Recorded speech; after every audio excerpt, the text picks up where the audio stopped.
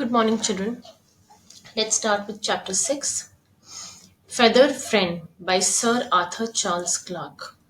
Today I'm going to tell you the summary.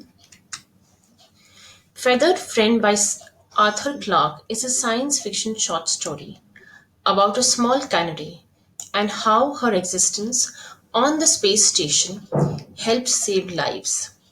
The narrator says that he is unaware of a regulation that prevents pets from being on the space station and that Sven would ignore it anyway. So there is a he was not aware about a regulation and he did not he wanted to take a pet to a space station where they work. They do a lot of things finding out how the satellites are moving and further other things, if they have installed a satellite or something, and if there is something wrong with the satellites functioning. So this is what they do, and it's in the space, it's not on Earth.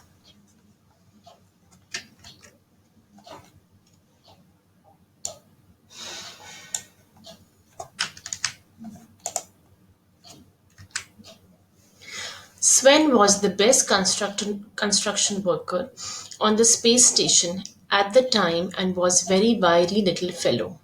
Wiry little fellow, which got him a bonus for being under 150 pounds, unlike his counterpart.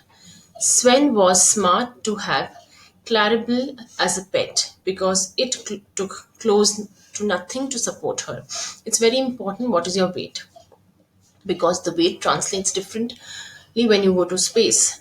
Here, because of Earth's magnetic pull, we can say the weight is so and so. So, if it is lighter in weight, things when you go to space is easier. So, anyways, he was also very thin, and the pet he took was hardly anything. A bird doesn't have much weight until unless the bird is very big. It was a small bird, it was a canary. The narrator woke up one day and with a severe headache and was slow to do the morning activities. Sven was missing from breakfast because he was looking for Claribel. Claribel was found in a stunned state, and Jock Dadkin could not hear a heartbeat. Someone said to give her a oxygen from oxygen mask, which served as an oxygen tent for Claribel. Claribel was a small bird, so oxygen mask was as big as a tent for her. And the narrator said when he got up that morning, he also felt that he was having a headache and he could not do activities. Usually, in a space station, if something like this is there, which means there is less of oxygen in the air.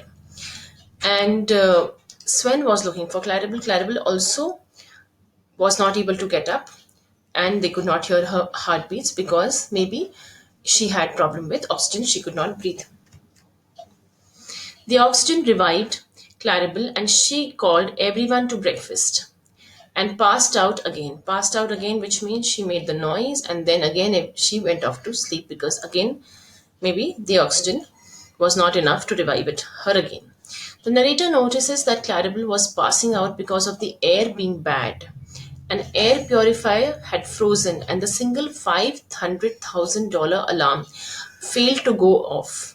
Claribel had saved everyone's life. So they had many alarms if the air goes bad or something like that. All those things are already put, and the technological advancements and everything is already done in a spacecraft before it moves. But maybe because of some accident, something, the alarm did not ring. So they are saying it was so expensive, all the technology was put, still it did not ring, and it did not make them aware that there was something wrong with the air. But it was because Sven had brought the bird. Luckily, the bird passed out, and from the bird's condition, they came to know that the air was not good.